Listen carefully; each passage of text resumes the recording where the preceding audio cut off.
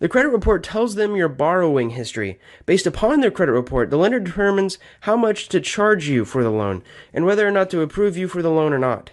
So, whether it's taking a loan out to pay for college, a new car, or a new house, credit scores are super important. So before we get on to how they are calculated, you need to know that a score is like a diploma.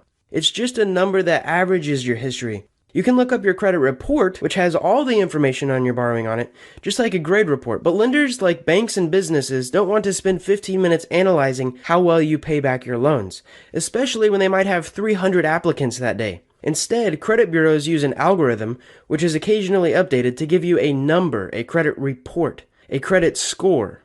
And that number is used by the banks and businesses to assess your credit worthiness. So let's go on to how credit scores are calculated. So what determines your credit score? Credit scores are determined by credit bureaus or credit report agencies.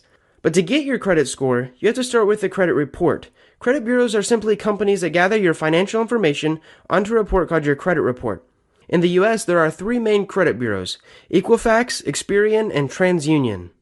The Fair Credit Reporting Act, issued by the US government, sets standard guidelines for all credit agencies to follow when reporting on your credit. Other businesses, like lenders and banks, can buy your credit report from the credit bureaus. These credit bureaus use computer programs to analyze the credit report and give you a score, just like I explained earlier.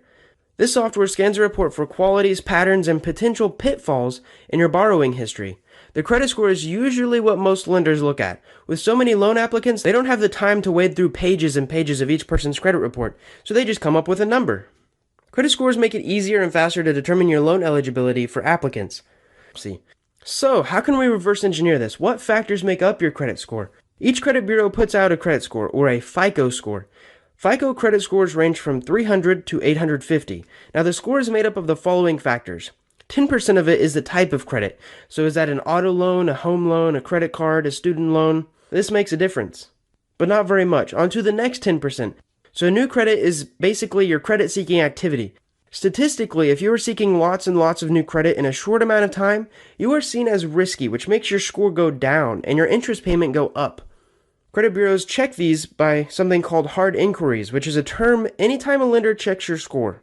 The next 15% of the credit score is calculated by the length of credit. So this would be your oldest account, your newest account, and the average age. The largest portion of your credit score is determined by your payment history. Now this can be good or bad, but it also deletes off after 7 years. And if you have a bad payment history with a couple of bad notes, you can actually call some of the lenders and get some of these bad payment histories removed.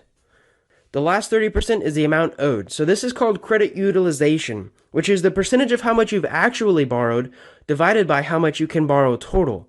On a credit card where you might have a limit of $1,000, if you only use $200 of it, your credit utilization will be 20%. Experts say to keep it under 30% to stay in the clear and under 10% for best results. So what do credit scores mean? Here's where the good credit versus bad credit comes in.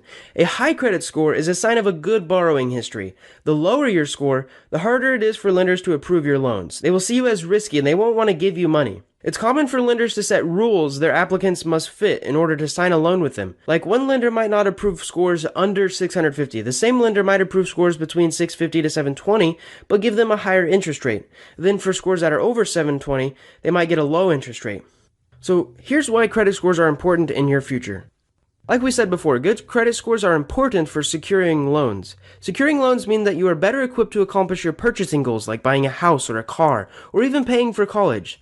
Because let's face it, if you're not rich, you're going to need some type of loan to help cover such huge necessary expenses.